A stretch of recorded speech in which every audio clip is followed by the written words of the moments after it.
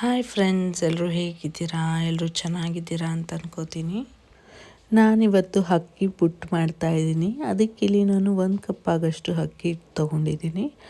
ಇದಕ್ಕೀಗ ಒಂದು ಅರ್ಧ ಕಪ್ ಆಗೋಷ್ಟು ನೀರು ತಗೊಂಡ್ರೆ ಸಾಕಾಗುತ್ತೆ. ಸ್ವಲ್ಪನೇ ನೀರು ಹಾಕ್ಕೊಂಡು ಹಿಟ್ಟನ್ನ ಚೆನ್ನಾಗಿ ನಾವು ಮಿಕ್ಸ್ ಮಾಡ್ಕೋಬೇಕು.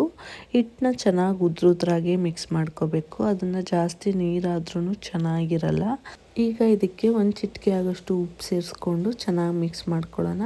ಈಗ ಇದನ್ನು ಹಿಂಗೆ ಹಿಡಿದ್ರೆ ಉಂಡೆ ಥರ ಆಗಬೇಕು. ನೀವು ನೋಡ್ಬೋದು ಇಲ್ಲಿ ಯಾವ ಥರ ಆಯಿತು ಅಂತ. ಆ ಥರ ಆದರೆ ನಿಮಗೆ ಪುಟ್ಟು ಹಿಟ್ಟು ರೆಡಿ ಆಗಿದೆ ಅಂತ ಹೇಳಿ ಅರ್ಥ. ಈಗ ಇದನ್ನು ಒಂದು ಸ್ಟೀಮರಲ್ಲಿ ಬೇಯಿಸ್ಕೊಳ್ಳೋಣ. ನಾನಿಲ್ಲಿ ಇಡ್ಲಿ ಪಾತ್ರೆಯಲ್ಲೇ ಬೇಯಿಸ್ಕೊತಾ ಇದ್ದೀನಿ. ಇಡ್ಲಿ ಪಾತ್ರೆಗೆ ಒಂದು ಬಿಳಿ ಬಟ್ಟೆ ಹಾಕಿ ಅದ್ರ ಮೇಲೆ ಪುಟ್ಟು ಹಿಟ್ಟನ್ನೆಲ್ಲ ಹಾಕಿ ಮೀಡಿಯಮ್ ಫ್ಲೇಮಲ್ಲೇ ಒಂದು 10ರಿಂದ 15 ನಿಮಿಷ ಬಿಟ್ಟರೆ ಸಾಕಾಗುತ್ತೆ. ಚೆನ್ನಾಗಿ ಬೆಂದ್ಬಿಡುತ್ತೆ. ಇದನ್ನು ನಾವು ರಾಗಿ ಹಿಟ್ಟು ಜೊತೆಯಲ್ಲೂ ಮಾಡ್ಕೋಬೋದು. ನಿಜ ಈ ಥರ ಪುಟ್ಟು ಮಾಡ್ಕೊಳ್ಳೋದ್ರಿಂದ ಇದು ಬೆಳಗಿನ ಬ್ರೇಕ್ಫಾಸ್ಟ್ಗೆ ಒಳ್ಳೆ ಆಹಾರ ಅಂತಲೇ ಹೇಳ್ಬೋದು. ಇದು ತುಂಬಾ ಟೇಸ್ಟಾಗಿರುತ್ತೆ. ಮಕ್ಕಳಿಗೆಲ್ಲ ಮಾಡಿಕೊಡ್ಬೋದು. ಅವ್ರ ಸ್ಕೂಲ್ ಲಂಚ್ ಬಾಕ್ಸಿಗೆಲ್ಲ ಮಾಡಿಕೊಟ್ರೆ ಅವರು ಸಹ ತುಂಬ ಇಷ್ಟಪಟ್ಟು ತಿಂತಾರೆ. ಅದನ್ನು ಇವಾಗ ಬೇಯ್ತಾ ಇರೋಷ್ಟರಲ್ಲಿ ನಾನಿಲ್ಲಿ ಸ್ವಲ್ಪ ಒಗ್ಗರಣೆ ದೋಸೆಗೆ ಇಲ್ಲಿ 1-2 ಸ್ಪೂನ್ ಆಗೋಷ್ಟು ಎಣ್ಣೆ ಸೇರಿಸ್ಕೊಂಡಿದ್ದೀನಿ.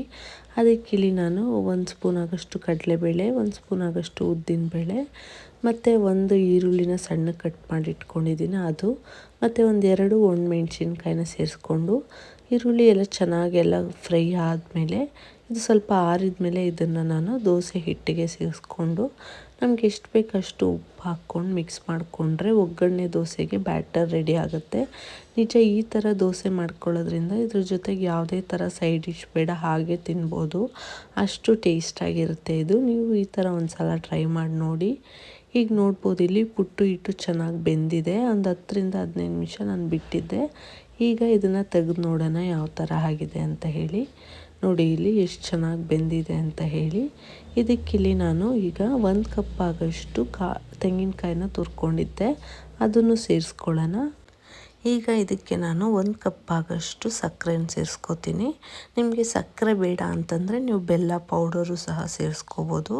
ಅದ್ರ ಜೊತೆಗೆ ಇಲ್ಲಿ ನಾನು ಒಂದು ಅರ್ಧ ಸ್ಪೂನ್ ಆಗೋಷ್ಟು ಏಲಕ್ಕಿ ಪೌಡರ್ ಅಥವಾ ಏಲಕ್ಕಿ ಇದ್ದರೆ ಏಲಕ್ಕಿನೇ ಕುಟ್ಟಿ ಹಾಕೋಬೋದು. ಅದ್ರ ಫ್ಲೇವರ್ ತುಂಬ ಚೆನ್ನಾಗಿರುತ್ತೆ ಅಂತ ಹೇಳ್ಬೋದು. ನಿಜ ಇದು ತುಂಬಾ ಟೇಸ್ಟಾಗಿರುತ್ತೆ. ನೀವು ಟ್ರೈ ಮಾಡಿ ನನಗೆ ಹೇಗೆ ಬಂತು ಅಂತ ಕಮೆಂಟ್ ಮಾಡಿ ತಿಳಿಸಿ. ನೀವು ಇನ್ನೂ ನನ್ನ ಚಾನಲ್ನ ಸಬ್ಸ್ಕ್ರೈಬ್ ಮಾಡ್ಕೊಂಡಿಲ್ಲ ಅಂದರೆ ಪ್ಲೀಸ್ ಸಬ್ಸ್ಕ್ರೈಬ್ ಮಾಡ್ಕೊಂಡು ನೋಡಿ, ಮತ್ತು ನಿಮ್ಮ ಫ್ರೆಂಡ್ಸ್ ಆ್ಯಂಡ್ ಫ್ಯಾಮಿಲೀಸ್ಗೂ ಶೇರ್ ಮಾಡಿ ಅಂತ ಕೇಳ್ಕೊತೀನಿ. Thank you for watching.